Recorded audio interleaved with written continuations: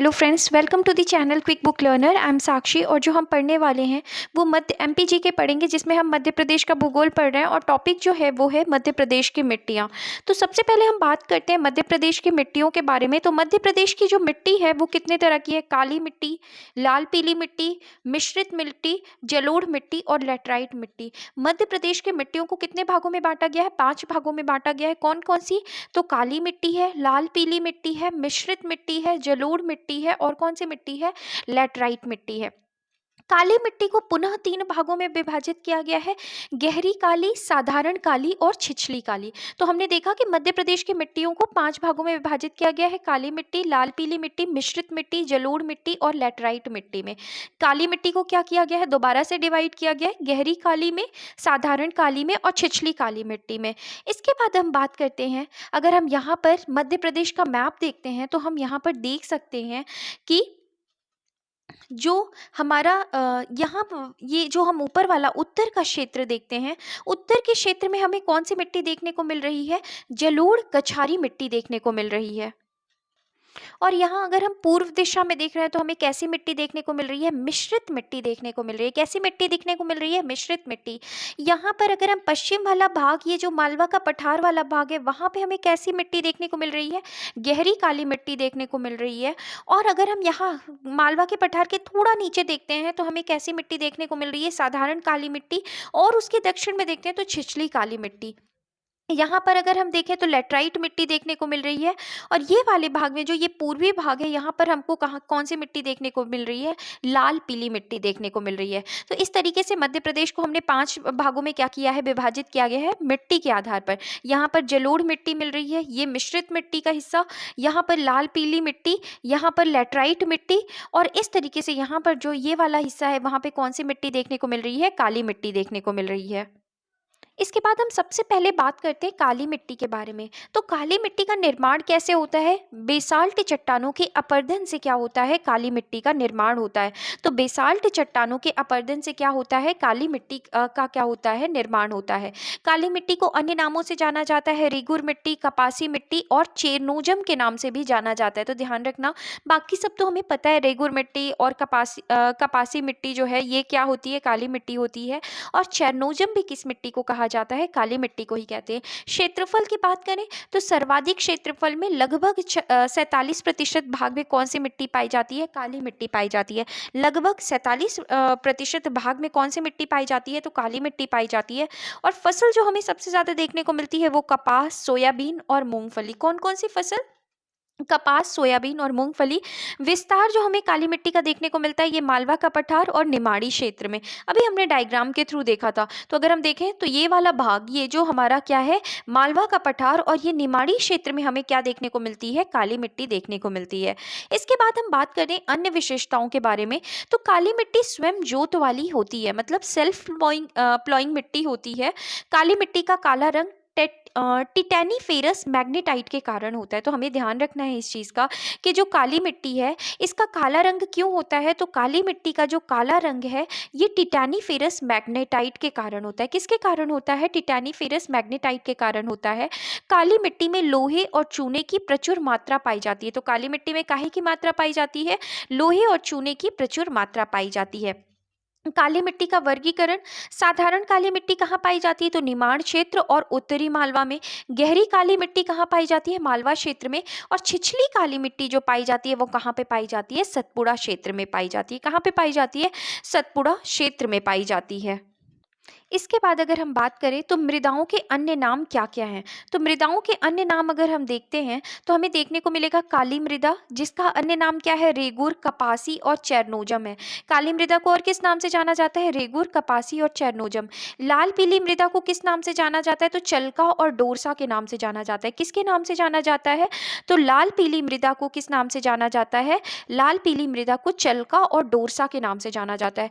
जलोढ़ मृदा को दोमट मिट्टी के नाम से जानते हैं और लेटराइट मृदा को लाल भूरी या सफेद मृदा के नाम से जाना जाता है। और हमें थोड़ा सा इसको ध्यान रखना है कि लाल पीली मृदा को चलका और डोरसा के नाम से जाना जाता है। इसके बाद हम बात करते हैं अगली मिट्टी, कौन सी मिट्टी, लाल पीली मिट्टी के बारे में। इसका निर्माण ग्रेनाइट और नीस चट्टानों के अपर्दन से हुआ। हमने काली मिट्टी के बारे में पढ़ा था कि बेसाल्ट चट्टानों के अपर्दन से होता है। लाल पीली मिट्टी का जो निर्माण है वो कौन सी, ग्रेनाइट और नीस चट्टानों के अपर्दन से होता है। और लाल पीली मिट्टी का अन्य नाम क्या है, चलका और डोरसा है। कितने लगभग क्षेत्रफल में, कितने क्षेत्रफल जो है वो लगभग 33% भाग पर यह मिट्टी पाई जाती है। और फसल लाल पीली मिट्टी पर जो मुख्य फसल होती है वो कौन सी होती है, धान होती है। विस्तार पूर्वी मध्य प्रदेश या हम कह सकते हैं बघेलखंड के हिस्से में हमें लाल पीली मिट्टी देखने को मिलती है। और विशेष बात अगर हम बात करें तो मिट्टी का लाल रंग जो होता है वो किसकी वजह से होता है, फेरिक या आयरन के कारण होता है। तो मिट्टी का लाल रंग फेरिक ऑक्साइड के कारण होता है। मिट्टी का पीला रंग जो है ये फेरिक ऑक्साइड के जलयोजन या हाइड्रेशन के कारण होता है। तो हमें ध्यान रखना है कि मिट्टी का जो लाल रंग है वो फेरिक ऑक्साइड के कारण होता है और जो पीला रंग है वो फेरिक ऑक्साइड के जलयोजन के कारण होता है। इसके बाद अब हम बात करते हैं मिश्रित मिट्टी के बारे में। तो क्षेत्रफल मध्य प्रदेश के लगभग 10% भाग पर पाई जाती है। कितने भाग पर, 10% भाग पर पाई जाती है। और अधिकता क्या होती है, मिश्रित मिट्टी में सबसे ज्यादा जो आयरन की प्रचुरता पाई जाती है। कौन सी फसलें होती हैं मुख्य तौर से मिश्रित मिट्टी में, तो गेहूं, धान और तिल। विस्तार जो हमको देखने को मिलता है ये कहाँ देखने को मिलता है मिश्रित मिट्टी का, बुंदेलखंड और विंध्य क्षेत्र में। कहाँ पर, बुंदेलखंड और विंध्य क्षेत्र में देखने को मिलता है। इसके बाद हम बात करते हैं जलोढ़ मिट्टी के बारे में। तो इसका निर्माण, जो जलोढ़ मिट्टी है इसका निर्माण नदियों के अवसाद जमने से होता है। नदियों के अवसाद जमने से कौन सी मिट्टी का निर्माण होता है, जलोढ़ मिट्टी का निर्माण होता है। और जलोढ़ मिट्टी का अन्य नाम जो है वो दोमट मिट्टी है। क्षेत्रफल मध्य प्रदेश के लगभग 3% भाग पर कौन सी मिट्टी पाई जाती है, जलोढ़ मिट्टी पाई जाती है। और अगर हम बात करें तो इस जलोढ़ मिट्टी में पोटास की अधिकता के कारण यह मिट्टी सर्वाधिक उपजाऊ होती है। तो बात अगर हम यहाँ देख रहे हैं तो जलोढ़ मिट्टी में सबसे ज्यादा क्या पाया जाता है, पोटास की अधिकता के कारण यह मिट्टी जो है ये सर्वाधिक उपजाऊ होती है। और कौन सी फसल होती है, गेहूं, गन्ना और सरसों की मुख्यतः फसल होती है। कहाँ पे, जलोढ़ मिट्टी में। और इसका विस्तार जो है हमें कहाँ देखने को मिलता है, चंबल और नर्मदा घाटी क्षेत्र में। कहाँ पर देखने को मिलता है, चंबल और नर्मदा घाटी क्षेत्र में हमें जलोढ़ मिट्टी देखने को मिलती है। इसके बाद हम बात करते हैं लैटराइट मिट्टी के बारे में। तो लैटराइट मिट्टी जो है इसका अन्य नाम क्या है, लाल भूरी मिट्टी या भट्टा मिट्टी के नाम से भी इसे जानते हैं, क्योंकि लैटराइट मिट्टी से ही क्या बनते हैं, ईंटें बनते हैं। तो इसीलिए इसको ब्रिक सॉइल भी कहा जाता है या भट्टा मिट्टी भी कहते हैं। मध्य प्रदेश के लगभग 2.5% भाग में हमको ये लैटराइट मिट्टी देखने को मिलती है। और इसमें ह्यूमस की क्या पाई जाती है, कमी पाई जाती है। किसकी, ह्यूमस की जो है ये कमी पाई जाती है। और मुख्य फसल जो होते हैं वो कौन से होते हैं, ज्वार, मक्का, बाजरा।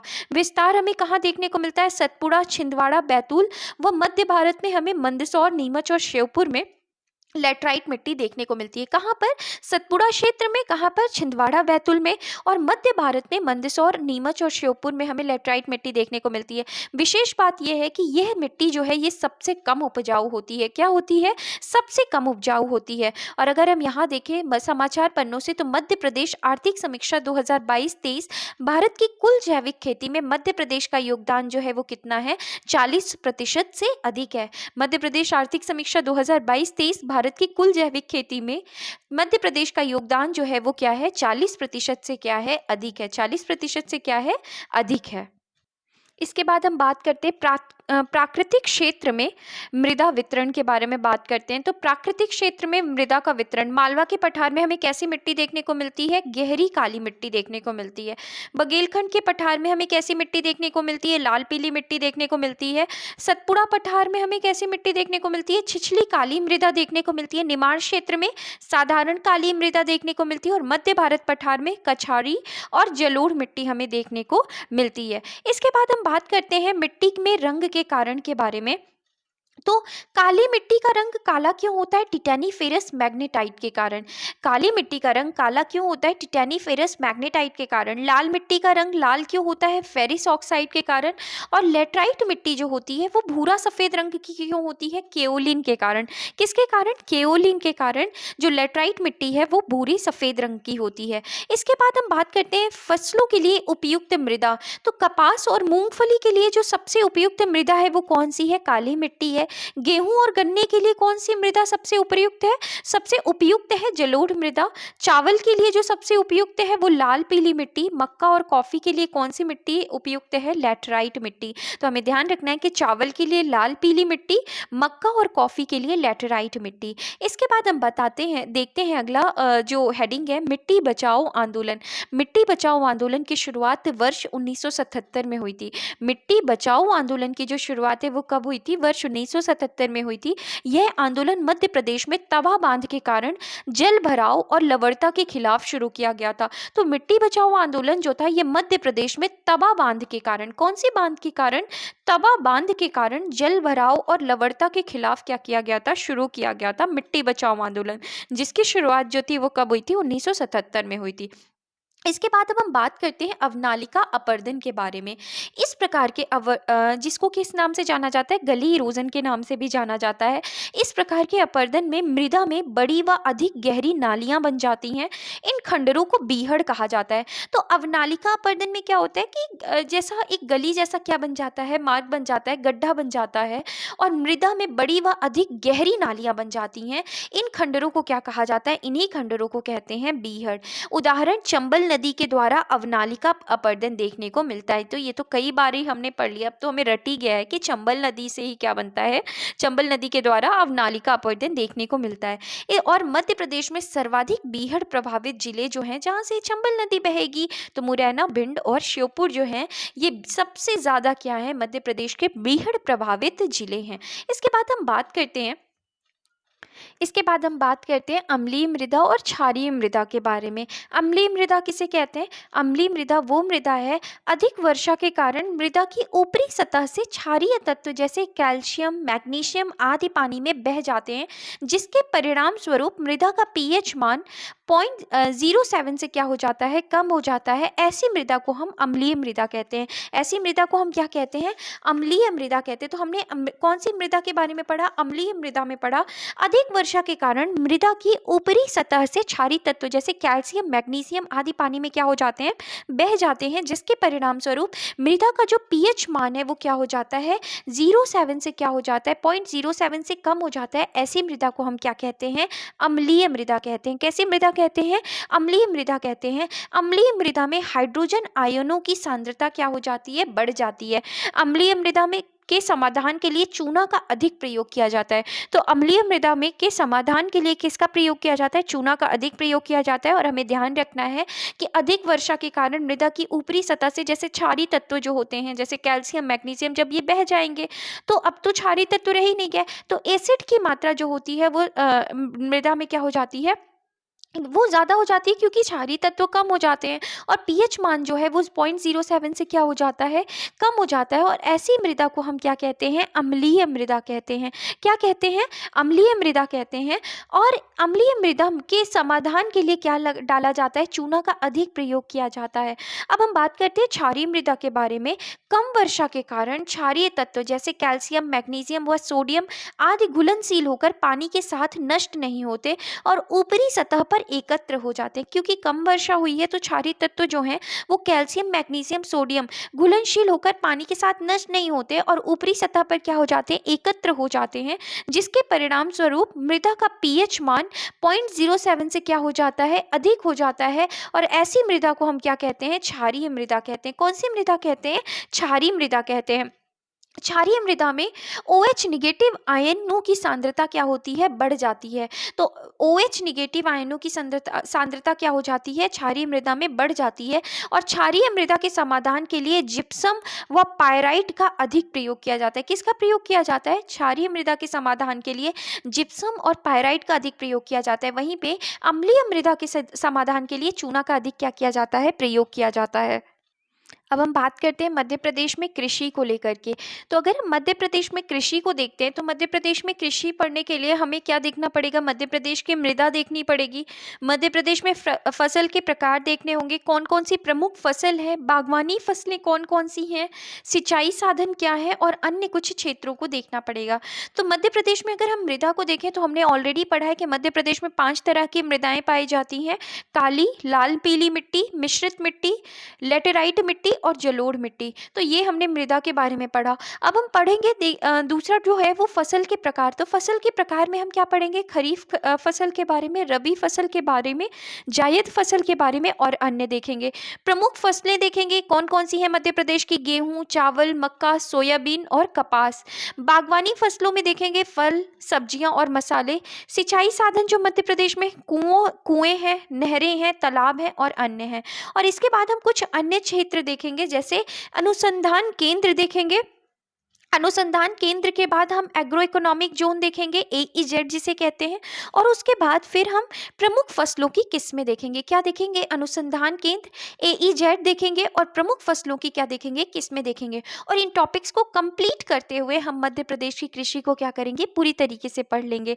तो अब हम देखते हैं फसलों का वर्गीकरण, क्योंकि मृदा तो हमने ऑलरेडी पढ़ लिया है। अब हम बात करते हैं फसलों के प्रकार के बारे में। तो जब हम फसलों के प्रकार के बारे में देखते हैं तो फसल को मुख्यतः क्या किया गया है, दो भागों में बांटा गया है, रबी फसल और खरीफ फसल। रबी फसल जो होती है उसमें क्या आता है, खाद्यान्न में गेहूं और जौ आते हैं। तिलहन फसलें आती हैं जैसे सरसों, सूरजमुखी, अलसी। दलहन में कौन कौन से, चना, मसूर, मटर आ जाता है। और अन्य में जो है रबी फसल में अदरक, अफीम, लहसुन और धनिया आ जाता है। तो ये रही बातें किसके बारे में, रबी फसल के बारे में। रबी फसल में हमने क्या देखा, हमने खाद्यान्न में देखा गेहूं और जौ। तिलहन में सरसों, सूरजमुखी और अलसी देखा। दलहन में चना, मसूर और मटर।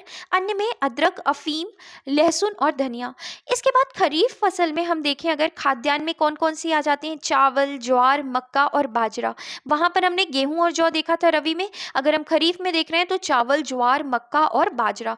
तिलहन में कौन सी आ जाते हैं, कपास आ जाता है, तिल आ जाता है और क्या आ जाता है, मूंगफली आ जाता है। कपास, तिल और मूंगफली। रबी में हमने किसको किसको देखा था, सरसों को, सूरजमुखी और अलसी। और यहाँ पर देख रहे हैं हम खरीफ में कपास, तिल और मूंगफली। दलहन में उड़द, अरहर और मूंग आ जाता है। क्या आ जाता है, उड़द, अरहर और मूंग। अन्य में हमको क्या देखने को मिलता है, जूट और तंबाकू देखने को मिलता है। तो इस तरीके से रबी फसल और खरीफ फसल का हमने क्या देखा, वर्गीकरण देखा। और अगर हम बात करते हैं तो मध्य प्रदेश को कृषि कर्मण अवार्ड लगातार 7वीं बार प्राप्त हुआ है। अगर हम रिपोर्ट देखें 2021 के अनुसार तो मध्य प्रदेश को कृषि कर्मण अवार्ड जो लगातार मिला है वो कितनी बार मिला हुआ है, 7 बार मिला हुआ है। इसके बाद अब हम बात करते हैं प्रकार में। अगर हमने देखा है तो फसल जो होती है खरीफ होती है, रबी होती है और जायद होती है। तो सबसे पहले अगर हम बात करें खरीफ जो होती है वो कौन से प्रकार की होती है, मानसूनी प्रकार की। रबी जो होती है वो कब फसल जो होती है वो शीतकालीन होती है। और जो जायद फसल होती है वो कैसी होती है, ग्रीष्मकालीन। खरीफ फसल जो होती है वो मानसून के समय में होती है, रबी फसल ठंड के समय में और जायद जो है वो गर्मियों के टाइम पे।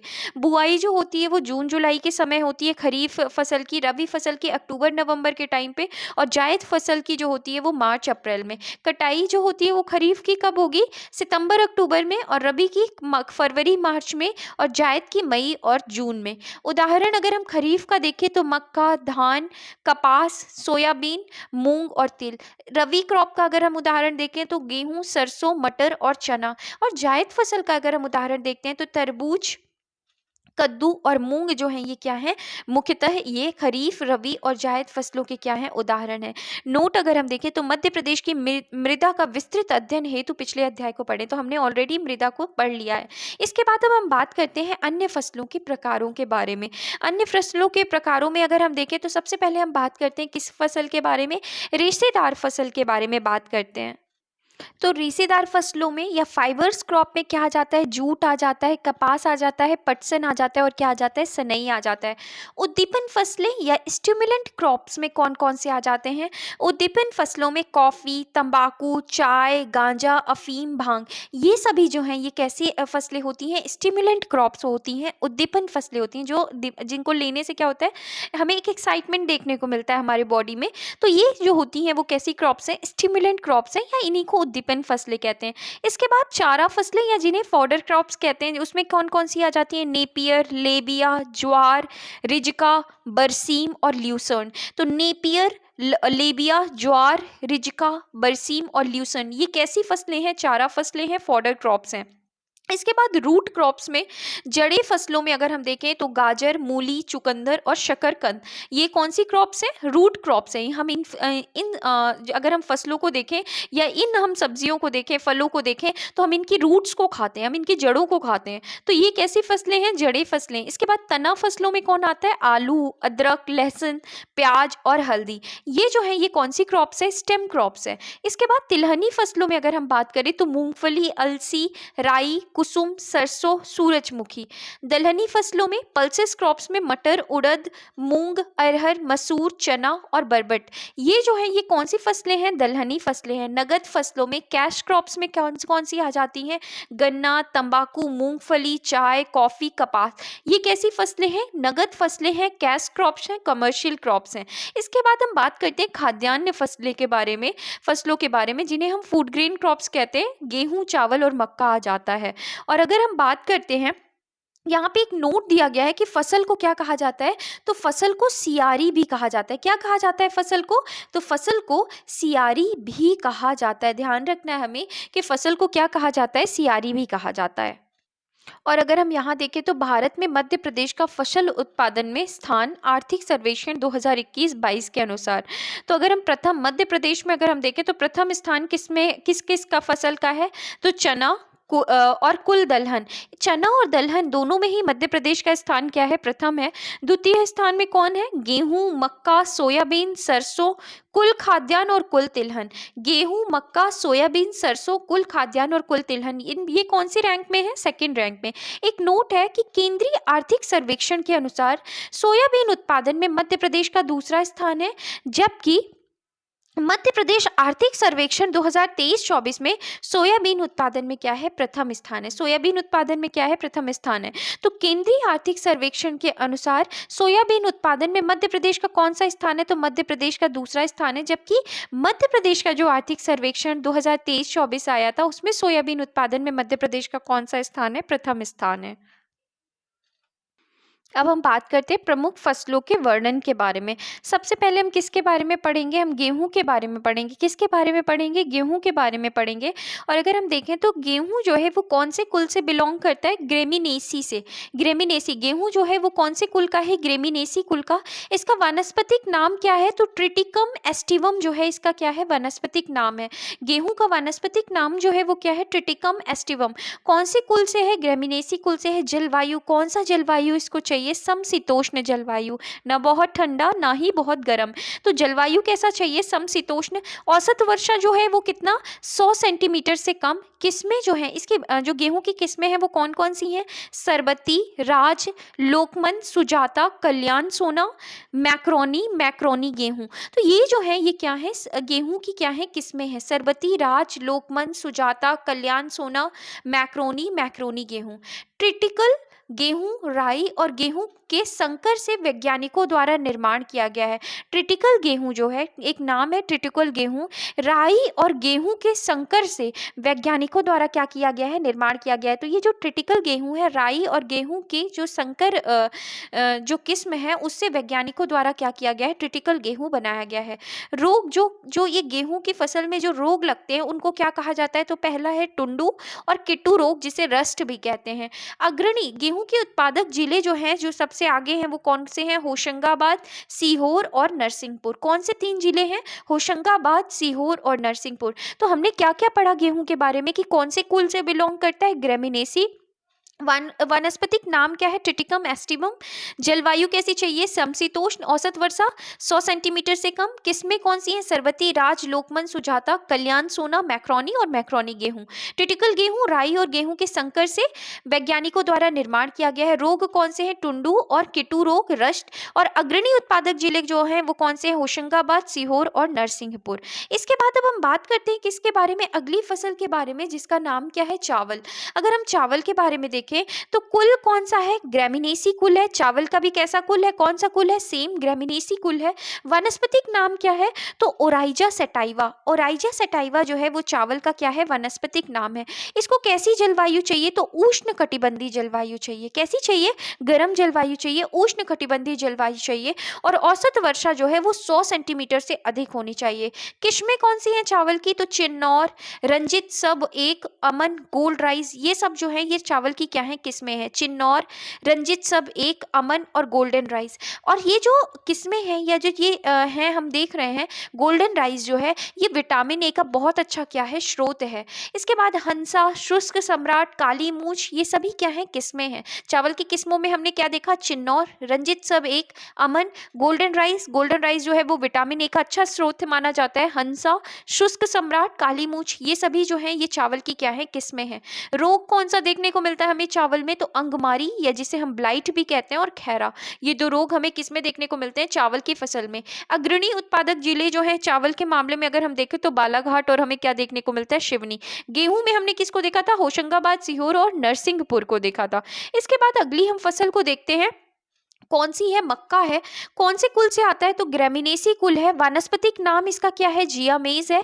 किस्में जो है वो कौन सी है, पिंटल और डेंट, सरताज, गंगा 11, डेक्कन। तो किस्में कौन कौन सी हैं, किस्में जो हमको देखने को मिलती हैं, पिंटल, डेंट, सरताज, गंगा 11, डेक्कन, ये सभी क्या है, ये किस्में हैं किसकी, मक्का की। पिंटल, डेंट, सरताज, गंगा 11 और डेक्कन। रोग जो है वो क्या है, व्हाइट वॉट है। रोग जो है मक्का का वो क्या है, व्हाइट वॉट है। और अग्रणी उत्पादक जिले जो है वो मक्के के कौन से, छिंदवाड़ा और नीमच। कौन कौन से, छिंदवाड़ा और नीमच। तो और हमें ध्यान रखना है कि छिंदवाड़ा को क्या कहा जाता है, तो छिंदवाड़ा को सिटी ऑफ कॉर्न भी कहा जाता है। क्या कहा जाता है, सिटी ऑफ कॉर्न भी कहा जाता है। इसके बाद हम बात करते हैं अगली फसल की तरफ चलते हैं जो जिसका नाम क्या है, कॉफी। कॉफी जो है वो कौन से कुल से आती है, तो ये कुल रुबिएसी। कौन से कुल से आती है, कुल जो है वो कौन सा माना जाता है, रुबिएसी। इसके बाद अगर हम किस्मों में देखें तो किस्में जो कॉफ़ी की किस्में हैं वो कौन सी है, अरेबिका और रोबेस्टा। अरेबिका जो है ये उच्च कोटि की किस्म है और रोबेस्टा जो है भारत में सर्वाधिक उत्पादन जो होता है वो किसका होता है, कॉफ़ी में अगर हम देखा जाए तो रोबेस्टा का होता है। इसके बाद लाइबेरिका भी जो है ये क्या है, कॉफ़ी की किस्म है। और मध्य प्रदेश में अग्रणी उत्पादक जिला जो है वो जो कॉफ़ी का है वो कौन सा है, बैतूल है। विशेष अगर हम बात करें तो बैतूल के कुकड़ू हिल्स पर ब्रिटिश नागरिक सेंट बिलफोर्ड एवं फ्लोरेंस हेनरिक्स ने 110 हेक्टेयर में कॉफ़ी के बागान लगाए थे। तो बैतूल के कुकड़ू हिल्स पर ब्रिटिश नागरिक सेंट विलफोर्ड एवं फ्लोरेंस हेनरिक्स ने 110 हेक्टेयर में कॉफ़ी के क्या लगाए थे, बागान लगाए थे। इसके बाद हम अगली फसल देखते हैं, सोयाबीन। सोयाबीन कौन से कुल से आती है, तो लेमिनेसी कुल से। और इसका वानस्पतिक नाम क्या है, ग्लाइसिन मैक्स जो है इसका क्या है, वानस्पतिक नाम है। इसके बाद अगर हम सोयाबीन की किस्में देखें तो कौन कौन सी है, अहिल्या, अलंकार, PS 1024 1024, समृद्ध और प्रतिकार। तो ये क्या है, किस्में हैं, अहिल्या, अलंकार, PS 1024, समृद्धि, प्रतिकार जो है ये सोयाबीन की क्या है, किस्में हैं। और अग्रणी उत्पादक जिले में जो सोयाबीन का नाम आता है वो सोयाबीन के लिए जो नाम आता है वो कौन सा है, उज्जैन और धार। तो सबसे ज़्यादा जो सोयाबीन होती है उसमें उसके उत्पादक जिले कौन से हैं, मध्य प्रदेश के उज्जैन और धार। इसके बाद हम बात करते हैं किसके बारे में, कपास के बारे में बात करते हैं। कपास कौन से कुल से आता है, मालवेसी कुल से आता है। और किस्में अगर हम देखें तो श्यामली, सुविन, महालक्ष्मी और जयलक्ष्मी। ध्यान रखना है हमें कि कपास की किस्मों में श्यामली, सुविन, महालक्ष्मी और जयलक्ष्मी जो है ये क्या है, कपास की किस्में हैं। और कपास में जो अग्रणी जिला आता है, अग्रणी उत्पादक जिला जो कपास में आता है वो खरगोन, खंडवा। विशेष बात अगर हम देखें तो खरगोन, खंडवा, बड़वानी, बुरहानपुर सुनहरे जिले के नाम से प्रसिद्ध है। तो सुनहरे जिले के नाम से खरगोन, खंडवा, बड़वानी और बुरहानपुर जो है वो सुनहरे जिले के नाम से क्या है, प्रसिद्ध है। इसके बाद हम बात करते हैं तंबाकू। तंबाकू का अगर हम देखें तो वानस्पतिक नाम हमको क्या देखने को मिलता है, निकोटियाना। जलवायु कैसी चाहिए, उष्ण कटिबंधीय। किस्में जो है वो कौन सी है, निकोटियाना रेटिस्का और निकोटियाना टोबैकम। तो ये दोनों ही बहुत इजीली हमें पता चल जाएगा क्योंकि तंबाकू जो है वो निकोटियाना वानस्पतिक नाम है और किस्में जो है वो निकोटियाना रेटिस्का और निकोटियाना टोबैकम है। और अग्रणी उत्पादक जिला जो है तंबाकू में वो कौन है, रीवा, सतना है। इसके बाद हम अगली फसल देखते हैं गन्ना। कौन से कुल से आती है? तो पोएसी कुल से आती है, ग्रास फैमिली से आती है। इसका वानस्पतिक नाम क्या है? सैंकरम ऑफिसिनेरम। जो सैंकरम ऑफिसिनेरम जो है ये गन्ना का क्या है? वानस्पतिक नाम है। जलवायु कैसी चाहिए? उष्णकटिबंधीय। किस्में कौन सी हैं? बाहुबली और श्रीमुखी गन्ना की क्या है? प्रमुख किस्में हैं। बाहुबली और श्रीमुखी किसकी किस्में हैं गन्ना की? अग्रणी उत्पादक जिला जो है मध्य प्रदेश में वो गन्ना का वो कौन है? नरसिंहपुर है। कौन है? नरसिंहपुर है। इसके बाद हम बात करते हैं अगली फसल के बारे में, मूंगफली के बारे में देखते हैं। मूंगफली कौन से कुल से आती है? तो लेग्यूमिनेसी कुल से आती है। कौन सी कुल से आती है? लेग्यूमिनेसी कुल से आती है। और इसका वानस्पतिक नाम जो है वो एराकिस हाइपोजिया है। क्या नाम है? एराकिस हाइपोजिया। किसका? मूंगफली का जो वानस्पतिक नाम है वो एराकिस हाइपोजिया है। जलवायु कैसी चाहिए? उष्णकटिबंधीय चाहिए। किसमें कौन सी है मूंगफली की? कौशल, चंद्रा, चित्रा और विक्रम। कौशल, चंद्रा, चित्रा और विक्रम जो है ये क्या है? मूंगफली की किस्में हैं। कौन कौन सी? कौशल, चंद्रा, चित्रा और विक्रम जो है ये मूंगफली की किस्में हैं। और मूंगफली में अग्रणी उत्पादक जिला जो है वो कौन सा है? खंडवा और खरगोन है। इसके बाद अगर हम बात करते हैं सरसों, तो सरसों में जो कुल है वो कौन सा? सरसों किसका कुल है? तो सरसों के कुल का नाम जो है वो ब्रैसाकेसी। ब्रैसाकेसी कुल से बिलोंग करता है सरसों। इसका वानस्पतिक नाम जो है वो क्या है? ब्रैसिका कंप्रेस्टिस। ब्रैसिका कंप्रेस्टिस जो है ये किसका नाम है? सरसों का नाम है। जलवायु कैसी चाहिए होती है? समशीतोष्ण जलवायु। किस्में सरसों की जो प्रमुख किस्म है वो कौन सी है? पूसा बोल्ड। पूसा बोल्ड जो है वो सरसों की क्या है? प्रमुख किस्म है। और अग्रणी उत्पादक जिला में जो नाम आता है हमको जो देखने को मिलता है अग्रणी उत्पादक जिला वो कौन सा है सरसों के लिए? मुरैना और ग्वालियर है। इसके बाद हम बात करते हैं किसके बारे में? अफीम के बारे में बात करते हैं। तो अफीम का वानस्पतिक नाम क्या है? पेपेबर सोमनीफेरम। क्या है? पेपेबर सोमनीफेरम।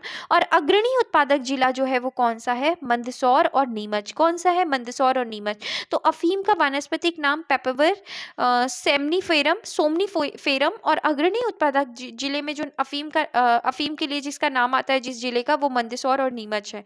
दलहन को क्या कहते हैं? दलहन कौन से कुल से बिलोंग करता है? लेमिनेसी कुल से। और अग्रणी उत्पादक जिला जो है दलहन के लिए वो कौन है? नरसिंहपुर है। और कौन है? सीहोर है। इसके बाद हम मध्य प्रदेश में बागवानी फसलों के बारे में देखते हैं। बागवानी फसल में जो हम सबसे पहले नाम देखेंगे वो आम के बारे में देखेंगे। तो सबसे पहले जो नाम हम देख रहे हैं किसका है? फल में आम को देखेंगे। और आम का जो मध्य प्रदेश में सबसे ज़्यादा उत्पादक जिला है वो कौन सा है? जबलपुर और रीवा।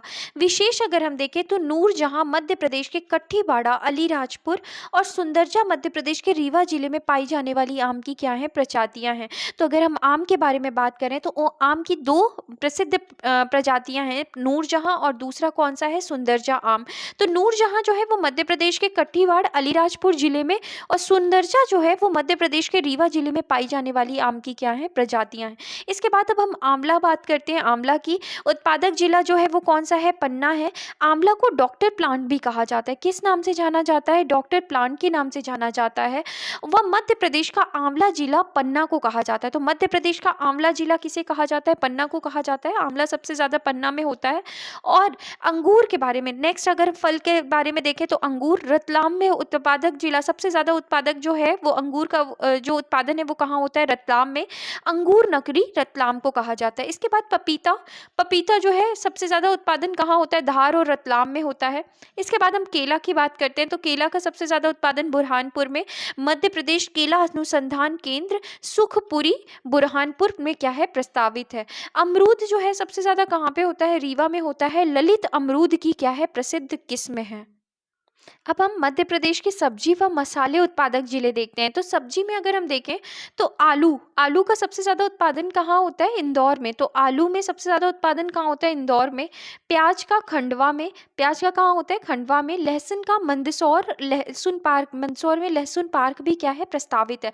तो लहसुन का कहाँ होता है? मंदसौर में। प्याज का कहाँ? खंडवा में। आलू का इंदौर में। धनिया का गुना में। धनिया पार्क भी कहाँ पर प्रस्तावित है? गुना में ही प्रस्तावित है। सबसे ज़्यादा धनिया गुना में लहसुन कहाँ होता है? मंदसौर में। टमाटर जबलपुर में, मटर कहाँ पे? जबलपुर में। और अदरक सबसे ज़्यादा कहाँ पे होती है? छिंदवाड़ा में। तो हमने यहाँ पे सब्जी और उनके उत्पादक जिला देखा। आलू इंदौर, प्याज खंडवा, लहसुन मंदसौर, धनिया गुना, टमाटर मटर जबलपुर और अदरक कहाँ पे होते हैं? छिंदवाड़ा में। इसके बाद मसाले और उत्पादक जिले देखें तो मिर्ची सबसे ज़्यादा कहाँ पे? खंडवा खरगोन में होती है। और बेड़िया मिर्च की मंडी जो है वो कहाँ पे पाई जाती है? खरगोन में। तो सबसे ज़्यादा मिर्च उत्पादक जिला कौन से? खंडवा खरगोन। हल्दी उत्पादक जिला में जो अग्रणी सबसे पहले स्थान आता है वो किसका? बुरहानपुर का। और धनिया में किसका नाम आता है? गुना में। सर्वाधिक फल उत्पादन जिला जो है वो कौन सा है? तो जो सर्वाधिक फल उत्पादन जिला है रतलाम है। सर्वाधिक सब्जी उत्पादन जिला जो है वो कौन सा है? छिंदवाड़ा। और सर्वाधिक मसाला उत्पादन जिला जो है वो कौन सा है? बुरहानपुर है। तो फल उत्पादन में रतलाम, सब्जी उत्पादन में छिंदवाड़ा और मसाला उत्पादन में किसका नाम आता है? बुरहानपुर का नाम आता है। इसके बाद हम बात करते हैं मध्य प्रदेश में झूम कृषि के बारे में। तो अगर हम मध्य प्रदेश में झूम कृषि के बारे में देखते हैं तो मध्य प्रदेश एक आदिम प्रकार की कृषि है। मध्य प्रदेश में जो झूम कृषि है ये क्या है? ये एक आदिम प्रकार की कृषि है जिसमें पहले वृक्ष तथा वनस्पतियों को काटकर उन्हें जलाकर उनकी राख में कृषि की जाती है। चिमाता भील जनजाति की व दाहिया बैगा जनजाति की झूम कृषि है। तो भील जनजातियों द्वारा जो ये कृषि की जाती है झूम कृषि, इसे क्या कहा जाता है? चिमाता कहा जाता है। तो चिमाता जो है वो भील जनजाति की और दाहिया या बेबर जो है ये बैगा जनजाति की क्या है? झूम कृषि है। वर्तमान में यह कृषि क्या है? प्रतिबंधित है। वर्तमान में यह कृषि जो है वो क्या है? प्रतिबंधित है। तो हमने इस तरीके से मध्य प्रदेश में झूम कृषि के बारे में पढ़ा कि ये आदिम प्रकार की कृषि है जिसमें पहले वृक्ष तथा वनस्पतियों को काटकर उन्हें जलाकर उनकी राख में क्या की जाती है? कृषि की जाती है। चिमाता भील जनजाति की व दाहिया या बेबर जो है वो बैगा जनजाति की झूम कृषि है और वर्तमान में यह कृषि क्या है? प्रतिबंधित है। अब हम मध्य प्रदेश में सिंचाई के स्रोत देखते हैं। तो मध्य प्रदेश में सिंचाई के स्रोत अगर हम भूमिगत जल के बारे में बात करें तो भूमिगत जल में दो स्रोत हैं, एक कुआं है और दूसरा क्या है? नलकूप है। और धरातलीय जल के बारे में अगर हम बात करते हैं तो तालाब और क्या है? नहर है। तो हमें सिंचाई के दो स्रोत देखने को मिलते हैं, भूमिगत जल और धरातलीय जल। भूमिगत जल में कुआं का जल और नलकूप आता है और धरातलीय में तालाब और नहर आता है। इसके बाद अगर हम बात करें तो तालाब से कितने तरह के? दो तरह की सिंचाई के स्रोत होते हैं, एक प्राकृतिक और दूसरा कृत्रिम। और नहर से क्या होता है? एक नियतवाही होता है और एक क्या होता है? अनियतवाही। तो सबसे पहले हम बात करते हैं कुएं व नलकूप की सिंचाई, मतलब भूमिगत जल से जो सिंचाई होती है, कुएं और नलकूप की सिंचाई। तो प्रदेश की कुल सिंचित भूमि के 67.3% भाग की सिंचाई कुओं एवं नलकूपों से होती है। तो प्रदेश की कुल सिंचित भूमि, जितनी भी भूमि सिंची जाती है उसमें 67.3% भाग की सिंचाई जो है वो किससे होती है?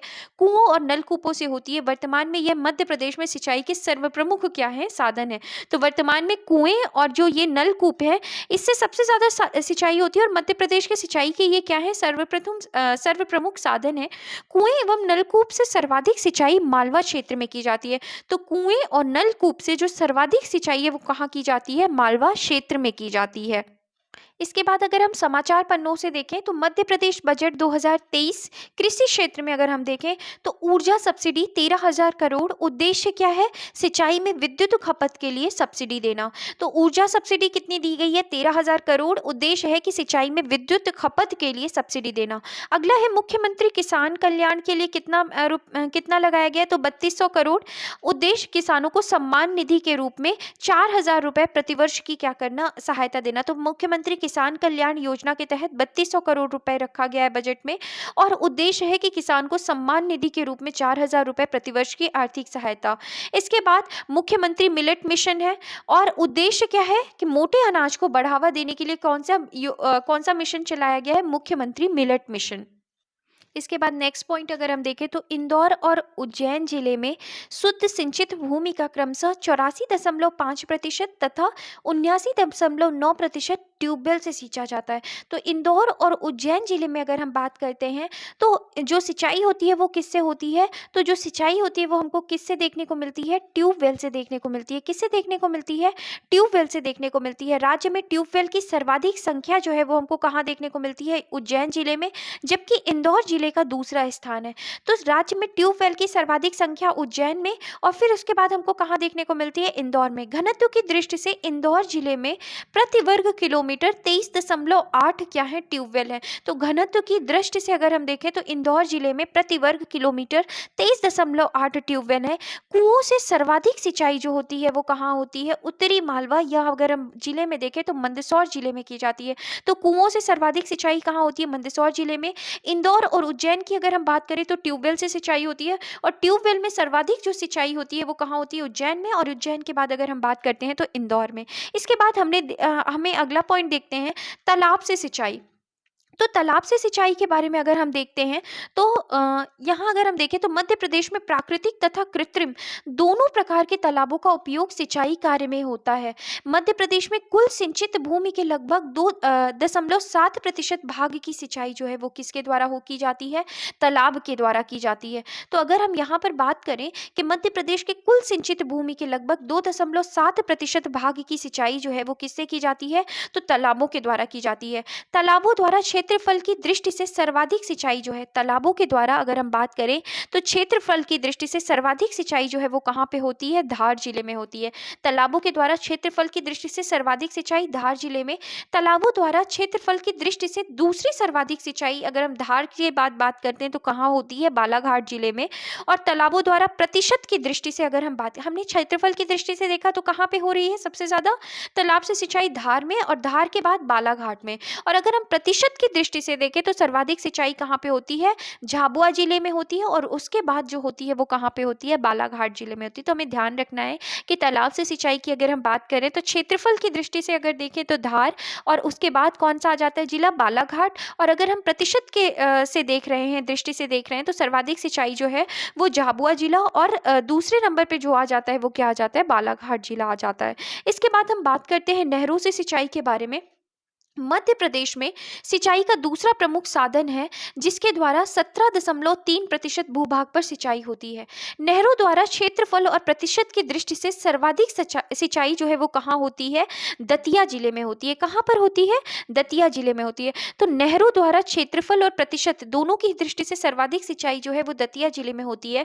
नहरों द्वारा क्षेत्रफल की दृष्टि से दूसरी सर्वाधिक सिंचाई जो है वो कहाँ पर होती है, तो ये नर्मदापुरम जिला में होती है।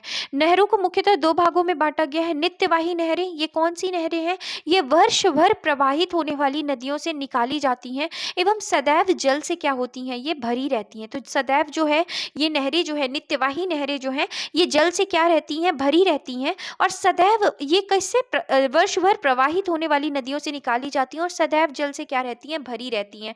और अनित्यवाही नहरें क्या होती है, इनमें वर्ष भर लगातार जल की आपूर्ति संभव नहीं हो पाती, और ये मात्र नदियों में आने वाली बाढ़ों के समय ही सिंचाई के काम आती हैं। तो जो अनित्यवाही नहरें होती हैं इसमें वर्ष भर लगातार जल की आपूर्ति संभव नहीं हो पाती, और ये मात्र नदियों में आने वाली बाढ़ों के समय ही सिंचाई के क्या होती हैं, काम आती हैं। अब हम ग्राफ के थ्रू देख लेते हैं कि मध्य प्रदेश में जो सिंचाई होती है वो कैसे होती है। तो अगर हम देखें तो कुएं और नलकूपों के द्वारा सबसे ज़्यादा होती है, लगभग 67.3%। नहरों के द्वारा 17.6%। तालाबों के द्वारा 2.7%, और अन्य माध्यम से कितनी होती है, 12.4% होती है। अब हम बात करते हैं अन्य स्रोतों के आधार पर। अगर हम देखें तो अन्य स्रोतों द्वारा क्षेत्रफल की दृष्टि से सर्वाधिक सिंचाई जो होती है, अन्य स्रोतों के माध्यम से जो क्षेत्रफल की दृष्टि से सर्वाधिक सिंचाई होती है वो कहाँ पर होती है, विदिशा जिले में होती है। और अन्य स्रोतों द्वारा प्रतिशत की दृष्टि से सर्वाधिक सिंचाई जो होती है वो कहाँ पर होती है, पन्ना जिले में। तो अगर हम बात करें क्षेत्रफल की दृष्टि से सर्वाधिक सिंचाई जो होती है वो विदिशा जिले में, और अगर प्रतिशत की दृष्टि से सर्वाधिक सिंचाई जो होती है वो कहाँ पर होती है, पन्ना जिले में। इसके बाद अब हम बात करते हैं एरा प्रथा के बारे में। फसल कटाई के तुरंत बाद मवेशियों को बिना चरवाहे के छोड़ना एरा प्रथा कहलाता है। इसे मध्य प्रदेश के कुछ क्षेत्रों में प्रतिबंधित किया गया है। तो एरा प्रथा क्या है कि फसल जब कटाई हो जाती है उसके तुरंत बाद मवेशियों को बिना चरवाहे के छोड़ देना ही क्या कहलाता है, एरा प्रथा कहलाता है। और मध्य प्रदेश के कुछ क्षेत्रों में क्या किया गया है, प्रतिबंधित किया गया है। इसके बाद हम बात करते हैं मध्य प्रदेश में सिंचाई योजना के बारे में। तो मध्य प्रदेश में राज्य योजना एवं नीति आयोग ने सिंचाई संबंधी योजनाओं को सामान्यतः 3 भागों में बांटा है। तो अगर हम बात करें मध्य प्रदेश में, तो राज्य योजना और नीति आयोग ने सिंचाई संबंधी योजनाओं को सामान्यतः क्या किया है, 3 भागों में बांटा है। पहला अगर हम बात करते हैं बृहद सिंचाई योजना, तो पहली जो है वो कौन सी योजना है, बृहद सिंचाई योजना। इस योजना के तहत 10,000 हेक्टेयर या उससे अधिक कृषि सिंचित भूमि के लिए सिंचाई योजना बनाई जाती है। तो इस योजना के बृहद सिंचाई योजना में क्या होता है, इस योजना के तहत 10,000 हेक्टेयर या उससे अधिक कृषि सिंचित भूमि के लिए सिंचाई योजना बनाई जाती है। इसमें सामान्यतः बड़ी नहरें या बहुउद्देशीय नदी घाटी परियोजनाओं को क्या किया जाता है, शामिल किया जाता है। इसके बाद मध्यम सिंचाई योजना। मध्यम सिंचाई योजना, इसके तहत 2,000 हेक्टेयर से लेकर के, यहाँ पर हमने देखा था बृहद सिंचाई में 10,000 हेक्टेयर या उससे अधिक, और अगर मध्यम की बात करें तो 2,000 हेक्टेयर से लेकर 10,000 हेक्टेयर के बीच की सिंचित भूमि से संबंधित क्षेत्रों को सम्मिलित किया जाता है। छोटे नहरों को इसी वर्ग में रखा जाता है। लघु सिंचाई योजना, इसके अंतर्गत 2,000 हेक्टेयर से कम कृषि योग्य सिंचित क्षेत्र को सम्मिलित किया जाता है। इसमें कुआं, निजी व सरकारी नलकूप, तालाब, ड्रिप सिंचाई आदि को क्या किया जाता है, शामिल किया जाता है। मध्य प्रदेश की प्रमुख नहर देखते हैं। अब नहर में, मध्य प्रदेश की प्रमुख नहर में हम सबसे पहले किसको देखते हैं, वैनगंगा नहर को देखते हैं। किसको देखते हैं, वैनगंगा नहर को देखते हैं। अगर हम यहाँ देखें वैनगंगा नहर, तो वैनगंगा नहर से लाभान्वित जिले जो है वो कौन से हैं, बालाघाट और सिवनी है। मध्य प्रदेश की पहली नहर जिसका निर्माण 1923 में किया गया था। तो हमें ध्यान रखना है कि जो वैनगंगा नहर है ये मध्य प्रदेश की कैसी पहली नहर है जिसका निर्माण कब किया गया था, 1923 में किया गया था। और ये 2 जिले, मुख्यतः 2 जिले बालाघाट और सिवनी को क्या करती है, लाभान्वित करती है। इसके बाद दूसरी नहर है भांडेर नहर, जो कि ग्वालियर और दतिया को क्या करती है, लाभान्वित करती है। यह उत्तर प्रदेश मध्य प्रदेश की सीमा से बेतवा नदी से निकाली गई है। तो उत्तर प्रदेश मध्य प्रदेश की सीमा से बेतवा नदी से ये भांडेर नहर निकाली गई है और ग्वालियर और दतिया को क्या करती है, लाभान्वित करती है। इसके बाद लाहार नहर, जो कि ग्वालियर और दतिया से ग्वालियर और दतिया को क्या करती है, लाभान्वित करती है। और 86 किलोमीटर लंबी यह नहर भांडेर नहर से ही निकाली गई है। जो लाहार नहर है ये भांडेर नहर से ही क्या की गई है, निकाली गई है। इसके बाद गुलाब सागर नहर। गुलाब सागर नहर जो है ये सीधी को लाभान्वित करती है। सीधी जिले के खड्डी गांव के पास बनास की सहायक महान नदी पर क्या है, स्थित है। तो सीधी जिले के खड्डी गांव के पास बनास की सहायक महान नदी पर क्या है, यह जो नहर है ये क्या है, स्थित है। इसके बाद हम बात करें अगर, तो सिंचाई संबंधित अन्य तथ्य के बारे में अगर हम देखते हैं, तो अगर हम देखें तो बलराम ताल योजना के बारे में सबसे पहले देखते हैं। किसके बारे में, बलराम ताल योजना 2007 से प्रारंभ की गई थी। तो बलराम ताल योजना जो है ये 2007 से प्रारंभ की गई। जल अभिषेक अभियान, बलराम 2007 से। जल अभिषेक अभियान जो है, जल अभिषेक अभियान कब से शुरू किया गया, 2006 से। खेत तालाब योजना 2007 से प्रारंभ की गई। क्षेत्रफल की दृष्टि से सर्वाधिक सिंचित जिला जो है वो कौन सा है, ग्वालियर और होशंगाबाद है। क्षेत्रफल की दृष्टि से सर्वाधिक सिंचित जिला जो है वो कौन सा है, ग्वालियर और होशंगाबाद है। और क्षेत्रफल की दृष्टि से न्यूनतम सिंचित जिला जो है वो कौन सा है, डिंडोरी है। तो क्षेत्रफल की दृष्टि से सर्वाधिक सिंचित जिला जो है वो कौन सा है, ग्वालियर और होशंगाबाद। और न्यूनतम सिंचित जिला जो है वो कौन सा है, डिंडोरी है। तो हमें ध्यान रखना है कि क्षेत्रफल की दृष्टि से अगर हम बात कर रहे हैं तो सर्वाधिक सिंचित जिला ग्वालियर होशंगाबाद है और न्यूनतम सिंचित जिला डिंडोरी है। और प्रतिशत की दृष्टि से अगर हम बात करें तो सर्वाधिक सिंचित जिला ग्वालियर और प्रतिशत की दृष्टि से न्यूनतम सिंचित जिला जो है वो भी क्या है, डिंडोरी है। इसके बाद हम बात करते हैं कुल फसल उत्पादन अग्रणी राज्य में। अगर हम देखें तो हम देखें कुल दलहन में मध्य प्रदेश का कौन सा स्थान है, प्रथम स्थान है। और द्वितीय स्थान किसका है, महाराष्ट्र का। और तृतीय स्थान किसका है, राजस्थान का है। तो अगर हम दलहन फसलों में देखते हैं तो प्रथम स्थान मध्य प्रदेश का, द्वितीय स्थान महाराष्ट्र का और तृतीय स्थान जो है वो किसका है, राजस्थान का। कुल खाद्यान्न फसलों में अगर हम देखें तो प्रथम स्थान किसका है, उत्तर प्रदेश का, दूसरा स्थान मध्य प्रदेश का और तीसरा स्थान जो है वो पंजाब का। तो खाद्यान्न फसलों में अगर हम बात करें तो पहला स्थान उत्तर प्रदेश का, दूसरा मध्य प्रदेश का और तीसरा किसका है, पंजाब का। तिलहन फसलों में, कुल तिलहन में देखें तो राजस्थान का प्रथम स्थान आता है और मध्य प्रदेश का दूसरा स्थान और गुजरात का जो है वो तीसरा स्थान है। कुल तिलहन में राजस्थान का पहला, मध्य प्रदेश का दूसरा और गुजरात का तीसरा। कुल मोटे अनाज में कर्नाटक का प्रथम स्थान आता है, दूसरा स्थान जो है वो राजस्थान का और तीसरा स्थान जो है वो किसका आता है, महाराष्ट्र का आता है। तो मोटे अनाज की अगर हम बात करें तो कर्नाटक का प्रथम स्थान, राजस्थान का दूसरा और महाराष्ट्र महाराष्ट्र का तीसरा। मसाले में अगर कुल मसाले में बात करें तो मध्य प्रदेश का प्रथम स्थान आता है, राजस्थान का दूसरा और गुजरात का कौन सा स्थान है? तीसरा स्थान है। इसके बाद अगर हम देखें तो सिंचित क्षेत्र का वितरण देखते हैं, तो अधिक सिंचाई वाले जो क्षेत्र हैं उसमें किसका नाम आता है? चंबल बेसिन, नर्मदा घाटी, निमाड़ का मैदान, धार उच्च भूमि, पूर्वी मालवा का पठार, बुंदेलखंड उच्च भूमि, बैनगंगा घाटी क्षेत्र। तो ये जो क्षेत्र हैं ये अधिक सिंचाई वाले क्षेत्र हैं। चंबल बेसिन हो गया, नर्मदा घाटी, निमाड़ी मैदान, धार उच्च भूमि, पूर्वी मालवा का पठार, बुंदेलखंड उच्च भूमि, वैनगंगा घाटी क्षेत्र, ये जो क्षेत्र हैं ये अधिक सिंचाई वाले क्षेत्र हैं। इसके बाद अगर हम बात करते हैं तो मध्य प्रदेश में सिंचाई का विकास के बारे में देखते हैं। तो मध्य प्रदेश में सिंचाई के विकास में अगर हम देखें तो पहली शताब्दी में चंदेल वंश द्वारा खजुराहो में तालाबों का निर्माण किया गया था। पहली शताब्दी में क्या किया गया था? चंदेल वंश द्वारा तालाबों का निर्माण किया गया था। इसके बाद दूसरा है मध्य प्रदेश की पहली नहर बैनगंगा 1923 में बालाघाट जिले में बनाई गई थी। तो मध्य प्रदेश में पहली जो नहर है वो बैनगंगा नहर जो कब बनाई गई थी? 1923 में। कौन से जिले में बनाई गई थी? तो बालाघाट जिले में बनाई गई थी। अगला ग्वालियर रियासत में 1927 में पगारा बांध को बनाया गया। तो 1923 के बाद 1927 में ग्वालियर रियासत में 1927 में पगारा बांध बनाया गया। इसके बाद हम बात करते हैं पलकमती सिंचाई टैंक की स्थापना 1933 में तत्कालीन भोपाल में की गई थी। वर्तमान में यह रायसेन जिले में स्थित है। तो पलकमती सिंचाई टैंक की स्थापना 1933 में कहाँ की गई थी? भोपाल में। और वर्तमान में ये कहाँ से कौन से जिले में स्थित है? तो ये जो वर्तमान में स्थित है ये कौन से जिले में है? रायसेन जिले में क्या है? स्थित है। इसके बाद बालाघाट में मुरमनाला का निर्माण 1936 में किया गया था। तो बालाघाट में मुरमुनाला का निर्माण कब किया गया था? मुरमनाला का निर्माण बालाघाट में किया गया था 1936 में। ग्वालियर रियासत में 1940 से 44 की अवधि के बीच में आसन परियोजना, काकेटो बांध, आवदा बांध, हरसी बांध और तिघरा बांध बनाए गए थे। तो ग्वालियर रियासत में 1940 से 44 की अवधि के बीच में आसन परियोजना, काकेटो बांध, आवदा बांध, हरसी बांध और तिघरा बांध क्या किए गए थे? बनाए गए थे। इसके बाद गुलाब सागर नहर से सीधी जिले में क्या होती है? सिंचाई की जाती है। तो गुलाब सागर नहर में क्या की जाती है? गुलाब सागर नहर से सीधी जिले में क्या होती है? सिंचाई होती है। अब हम बात करते हैं मध्य प्रदेश में पेयजल व्यवस्था के बारे में। अगर हम यहाँ पर देखते हैं तो 17वीं शताब्दी में मुगल सूबेदार अबुल रहीम खान खाना ने बुरहानपुर में अपनी सेना के लिए पेयजल व्यवस्था के लिए कनाट गैलरी पद्धति का क्या किया था? उपयोग किया था। तो अगर हम बात करें किसके बारे में? हम बात करें अब्दुल रहीम खान खाना के बारे में। अब्दुल रहीम खान खाना ने बुरहानपुर में अपनी सेना के लिए, कहाँ पर? बुरहानपुर में अपनी सेना के लिए पेयजल व्यवस्था के लिए कनाट गैलरी पद्धति का क्या किया था?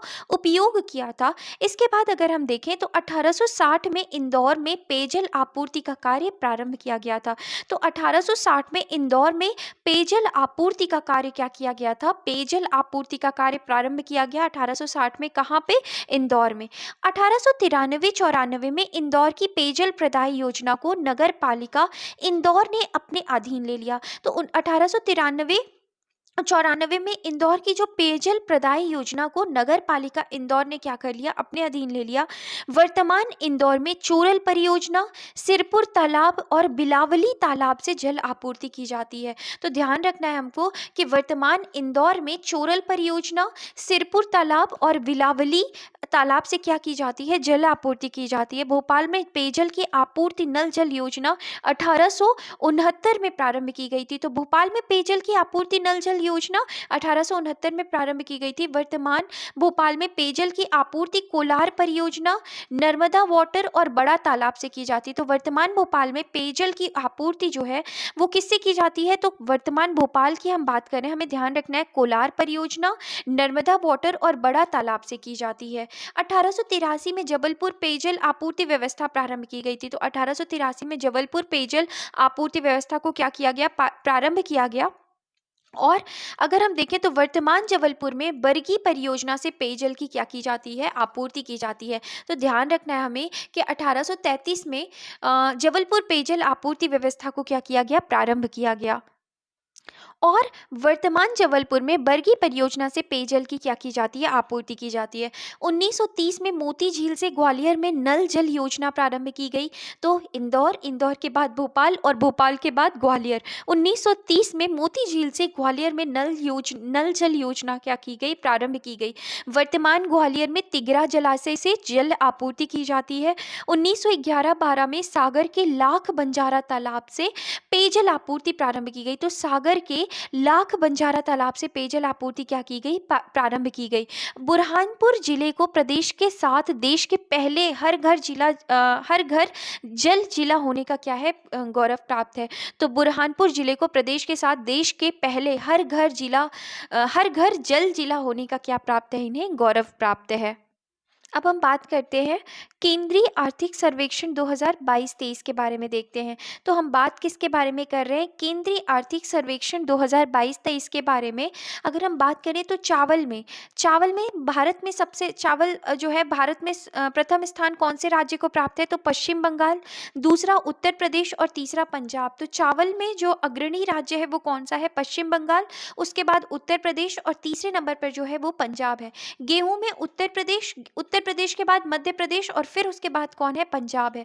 मक्का में कर्नाटक के बाद मध्य प्रदेश और फिर तीसरे नंबर पे क्या आता है, महाराष्ट्र नाम आता है। तो हमें ध्यान रखना है। वैसे भी हमें पता है कि चावल सबसे ज़्यादा कहाँ पे होता है, पश्चिम बंगाल में, दूसरे स्थान पे उत्तर प्रदेश में और तीसरे स्थान पे क्या होता है, पंजाब का नाम आता है। गेहूँ उत्तर प्रदेश, मध्य प्रदेश और तीसरे स्थान पर किसका नाम आता है, पंजाब का।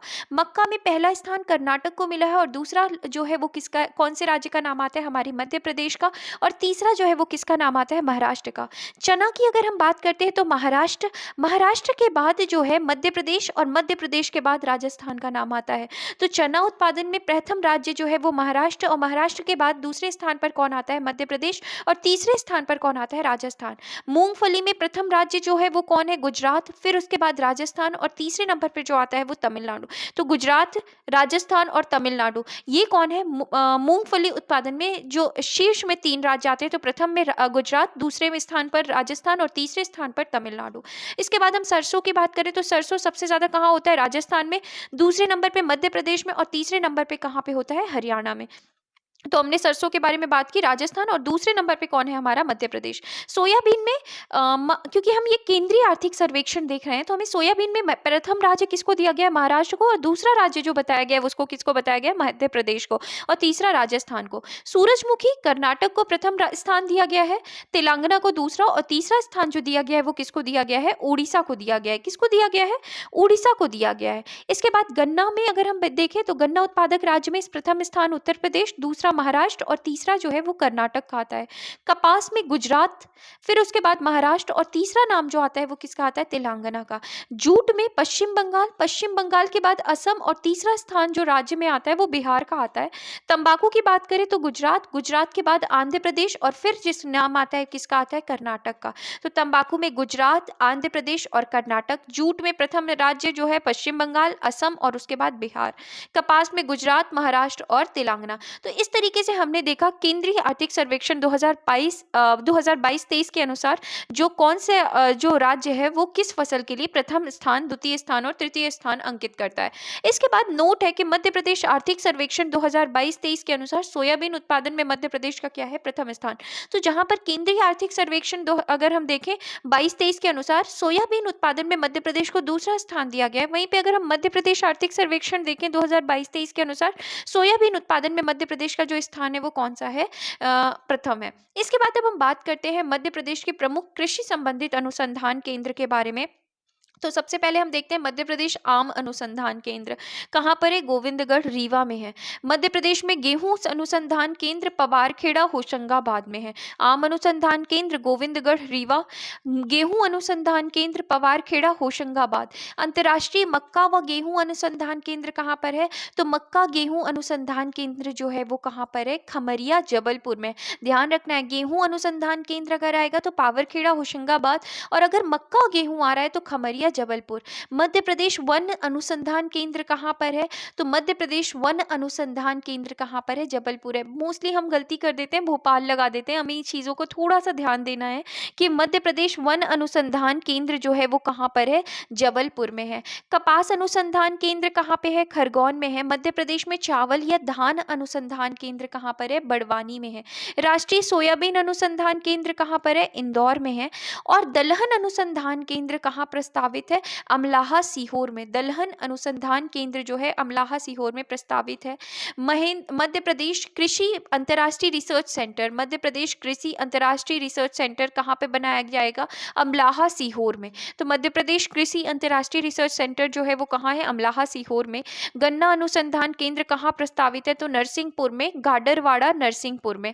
मध्य प्रदेश अंगूर अनुसंधान केंद्र कहाँ पे है? रतलाम में है। केला अनुसंधान केंद्र कहाँ पे है? सुखपुरी बुरहानपुर में क्या है? प्रस्तावित है। मध्य प्रदेश आलू अनुसंधान केंद्र शाखा कहाँ पर है? तो ग्वालियर में है। इसके बाद मध्य प्रदेश में एग्री एक्सपोर्ट जोन परियोजनाओं को देखते हैं।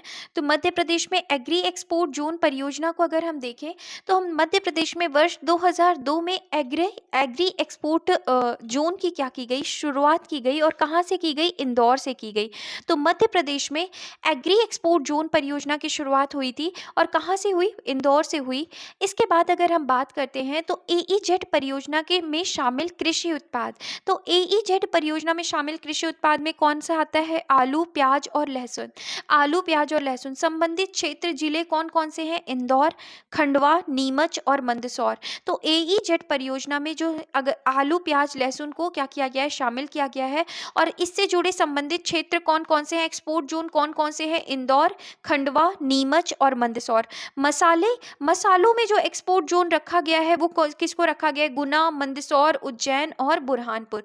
गुना, मंदसौर, उज्जैन और बुरहानपुर। इसके बाद अगर हम बात करें सरबती गेहूं में तो भोपाल, सीहोर, उज्जैन, नरसिंहपुर, होशंगाबाद, हरदा, रायसेन और विदिशा। सरबती गेहूं में भोपाल, सीहोर, उज्जैन, नरसिंहपुर, होशंगाबाद, हरदा, रायसेन और विदिशा।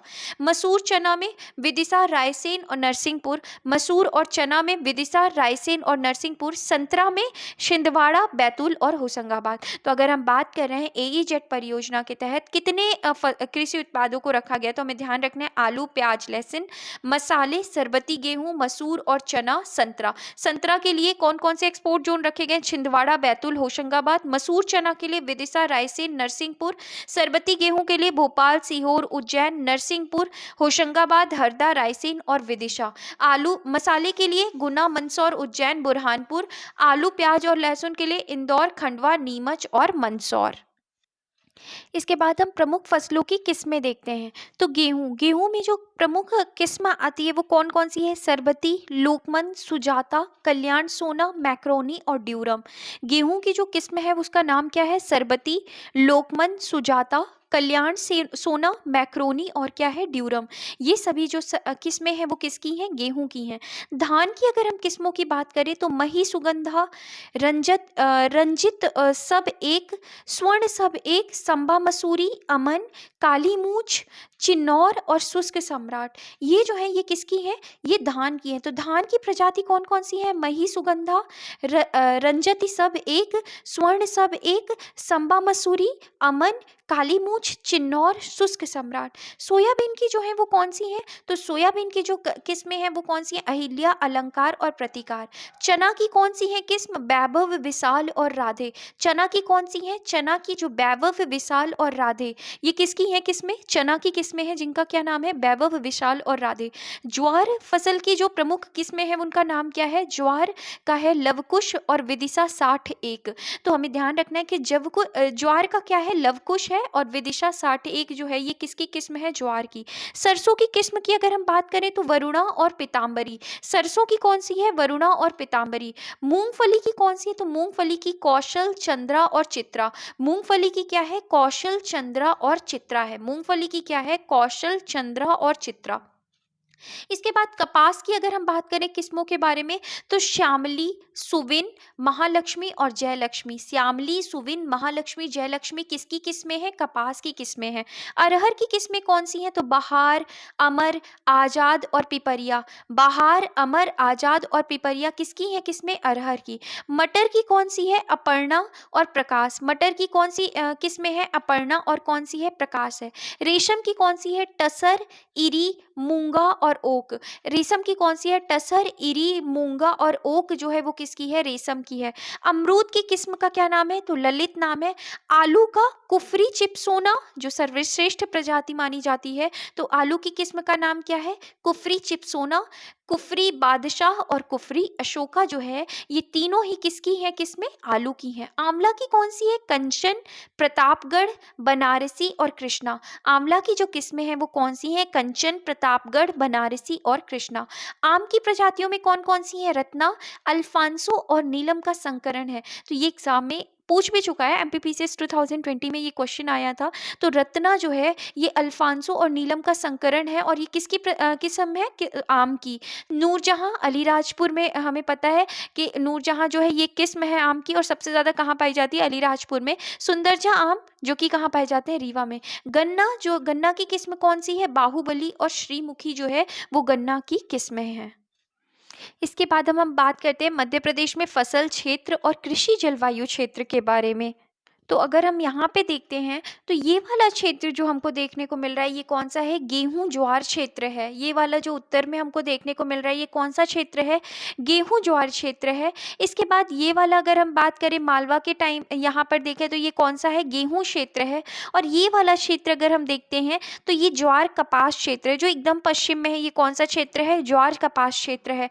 यहाँ पर अगर हम देख रहे हैं बुंदेलखंड की तरफ तो हमको ये गेहूं और चावल क्षेत्र देखने को मिल रहा है और ये बघेलखंड पठार जो है यहाँ पे हमें चावल का क्षेत्र देखने को मिल रहा है। तो इस तरीके से हमने crops reason of Madhya Pradesh देखा कि अगर हम देखें क्रॉप्स के आधार पर, अगर हम फसल के आधार पर देखें तो मध्य प्रदेश को हमने कितने भागों में बांटा है? 5 भागों में।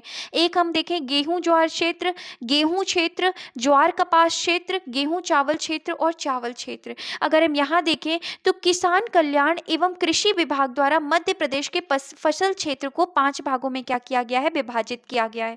इसके बाद अब हम बात करें तो मध्य प्रदेश में प्रमुख फसल क्षेत्र देखते हैं तो सबसे पहले हम देखते हैं धान या चावल क्षेत्र देखते हैं। वर्षा 100 सेंटीमीटर से अधिक। मृदा कैसी चाहिए? लाल पीली मिट्टी चाहिए। क्षेत्र पूर्वी मध्य प्रदेश। पूर्वी मध्य प्रदेश में कौन सा भाग आता है? सीधी, सिंगरौली, डिंडोरी, बालाघाट और अनूपपुर। अभी हमने यहाँ मैप में देखा था ये वाला जो क्षेत्र है ये क्या कहलाता है? चावल क्षेत्र कहलाता है। क्या कहलाता है? चावल क्षेत्र। और हम सबसे पहले यही क्षेत्र उठा रहे हैं जो कि बघेलखंड में हमको मोस्टली देखने को मिलता है। और अगर हम यहाँ पे देखें तो चावल क्षेत्र यहाँ पे क्या चाहिए? 100 सेंटीमीटर से अधिक वर्षा। मृदा लाल पीली मिट्टी। क्षेत्र कौन सा है? पूर्वी मध्य प्रदेश। कौन कौन से जिले आ जाते हैं मोस्टली अगर हम देखें? सीधी, सिंगरौली, डिंडोरी और बालाघाट, अनूपपुर। गेहूं क्षेत्र, तो अब हम यहाँ पर देखते हैं तो हमारा गेहूं क्षेत्र आ जाता है। ये वाला भाग जो है ये क्या है? गेहूं क्षेत्र है। तो गेहूं क्षेत्र में अगर हम देखें तो 100 सेंटीमीटर से कम वर्षा चाहिए। मृदा कैसी चाहिए? जलोढ़ मिट्टी और साधारण काली मिट्टी। क्षेत्र केंद्रीय मध्य प्रदेश और नर्मदा घाटी का भाग आता है। अगर हम जिले की बात करें तो होशंगाबाद, हरदा, खंडवा, नरसिंहपुर, भोपाल और सीहोर जो है ये जिले आते हैं। इसके बाद गेहूं चावल क्षेत्र के बारे में अगर हम देखें तो वर्षा 80 से 120 सेंटीमीटर। मृदा कैसी चाहिए? मिश्रित मिट्टी चाहिए। क्षेत्र कौन सा है? सतना, पन्ना, रीवा, दमोह और कटनी। सतना, पन्ना, रीवा, दमोह और कटनी। तो गेहूं चावल क्षेत्र में अगर हम यहाँ मैप के थ्रू देखते हैं तो ये वाला हिस्सा जो है ये कौन सा आता है? जो मोस्टली बुंदेलखंड वाला रीजन है वो कौन सा है? गेहूं चावल क्षेत्र के अधीन आता है। इसके बाद हम अगली फसल देखते हैं तो ज्वार गेहूं क्षेत्र। वर्षा, क्योंकि ज्वार हमें पता है मोटा अनाज है तो वर्षा जो है वो 50 से 80 सेंटीमीटर। मृदा कैसी चाहिए? जलोढ़ मिट्टी और कछारी मिट्टी। क्षेत्र जो है वो बुंदेलखंड है, छतरपुर, टीकमगढ़, निवाड़ी और मध्य भारत क्षेत्र। मोस्टली कौन से जिले? ग्वालियर, दतिया, भिंड, मुरैना, श्योपुर, शिवपुरी। ये जो क्षेत्र हैं ये कौन से क्षेत्र हैं? तो ज्वार गेहूं क्षेत्र है। ये वाला भाग जो है ये कौन सा माना जाता है? ज्वार गेहूं क्षेत्र माना जाता है। और अगर इसके बाद हम लास्ट में देखते हैं कपास ज्वार क्षेत्र के बारे में तो अगर हम देखें तो 50 से 100 सेंटीमीटर वर्षा। मिट्टी कैसी चाहिए? काली मिट्टी। और क्षेत्र पश्चिमी मालवा। पश्चिमी मालवा में झाबुआ, अलीराजपुर। निमाड़ी क्षेत्र चाहिए, खरगोन, बड़वानी, खंडवा और बुरहानपुर। और मध्य भारत का पठार जिसमें नीमच और मंदसौर आ जाते हैं। तो इस तरीके से मध्य प्रदेश में प्रमुख फसल क्षेत्र को हमने 5 भागों में क्या किया? डिवाइड करके पढ़ा। इसके बाद अब हम बात करते हैं मध्य प्रदेश कृषि जलवायु क्षेत्र के बारे में बात करते हैं। तो मध्य प्रदेश कृषि जलवायु क्षेत्र को 11 क्षेत्रों में क्या किया गया है? बांटा गया है। तो हम यहाँ मैप के थ्रू देख सकते हैं कि अगर हम सबसे पहले देखते हैं तो कहाँ से शुरुआत करते हैं?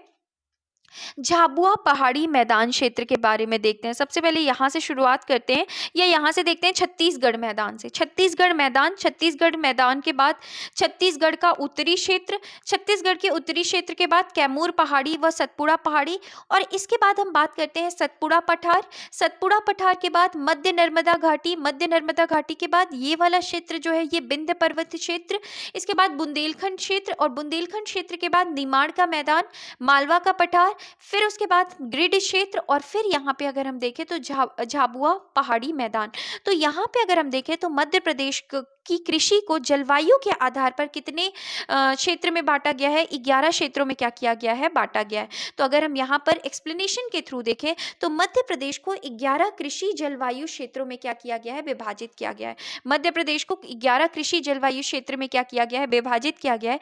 जिसमें अगर हम सबसे पहले पढ़ते हैं छत्तीसगढ़ का मैदान। तो छत्तीसगढ़ के मैदान में अगर हम देखें तो इस क्षेत्र के अंतर्गत मध्य प्रदेश का बालाघाट जिला शामिल है। तो अगर हम यहाँ पर देखें छत्तीसगढ़ का मैदान, इस यहाँ पे कौन सा मध्य प्रदेश का कौन सा जिला शामिल है? तो बालाघाट जिला शामिल है। यह चावल उत्पादक क्षेत्र है। ये कौन सा क्षेत्र है? तो ये चावल उत्पादक क्या है? क्षेत्र है। छत्तीसगढ़ का मैदान जो है ये कौन सा उत्पादक क्षेत्र है? चावल उत्पादक क्षेत्र है। इसके बाद छत्तीसगढ़ का उत्तरी पहाड़ी क्षेत्र, इसके अंतर्गत प्रदेश के शहडोल, मंडला, डिंडोरी, अनूपपुर, उमरिया जिले तथा सीधी व सिंगरौली जिले का कुछ भाग शामिल है।